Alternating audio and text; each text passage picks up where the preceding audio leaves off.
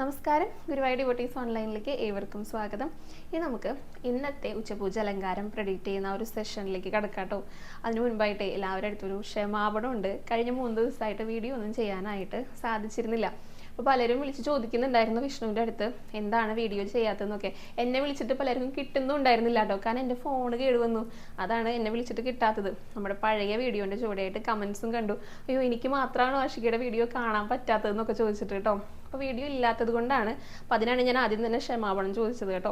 അപ്പോൾ കുഞ്ഞാവയ്ക്കേ വയ്യാതെയായി, കുറച്ച് ദിവസം 2-3 ദിവസമായിട്ട് വയ്യായ്ക ഉണ്ടായിരുന്നു. പിന്നെ ഫാമിലിയിൽ ഒരു ഫംഗ്ഷൻ ഉണ്ടായിരുന്നു, പിന്നെ ഫോണും കേടായി. അപ്പോൾ എല്ലാം കൊണ്ട് ആകെ വയ്യാതെയായി പോയി കേട്ടോ. അതുകൊണ്ടാണ് ഞാനൊരു 2-3 ദിവസം വിഷ്ണുവിൻ്റെ അടുത്ത് ലീവ് ചോദിച്ചത്. അതാണ് വീഡിയോ ഇല്ലാതിരുന്നത്. പക്ഷെ ഇന്ന് വീഡിയോ ഒക്കെ ആയിട്ട് വന്നിട്ടുണ്ട്. ഇന്ന് മുതൽ ഗുരുവായൂരപ്പൻ്റെ സഹായം കൊണ്ട് ഇന്ന് വീഡിയോ ചെയ്യാനായിട്ട് എത്തിയിട്ടുണ്ട്. അപ്പോൾ ഇന്ന് മുതൽ നമുക്ക് അലങ്കാരമൊക്കെ ഒന്ന് പ്രെഡിക്റ്റ് ചെയ്ത് തുടങ്ങാം. അപ്പോൾ അതിലേക്ക് കടക്കുന്നതിന് മുൻപായിട്ട് ഒരു കാര്യം കൂടെ പറയാനായിട്ടുണ്ട് കേട്ടോ.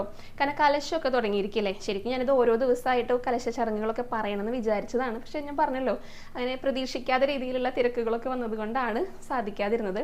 അപ്പോൾ ഇന്ന് കലശം 5-ാം ദിവസമാണ്. ഇന്ന് ഫെബ്രുവരി 24 ചൊവ്വാഴ്ചയാണ്. അപ്പോൾ ഇന്നത്തെ കലശ ചടങ്ങുകളൊക്കെ പറഞ്ഞതിന് ശേഷം നമുക്ക് ഉച്ചപൂജ അലങ്കാരത്തിലേക്ക് കടക്കാം കേട്ടോ. ഇന്ന് രാവിലെ മുളപൂജ ഉണ്ട്. മുളപൂജ എല്ലാ ദിവസവും ഉണ്ട് കേട്ടോ. മുളയിടൽ കഴിഞ്ഞാൽ എല്ലാ ദിവസവും രാവിലെയും വൈകിട്ടും മുളപൂജയുണ്ട്. അത് കഴിഞ്ഞിട്ട് ശാന്തിഹോമവും അത്ഭുത ശാന്തിഹോമവും ഇന്നാണ്.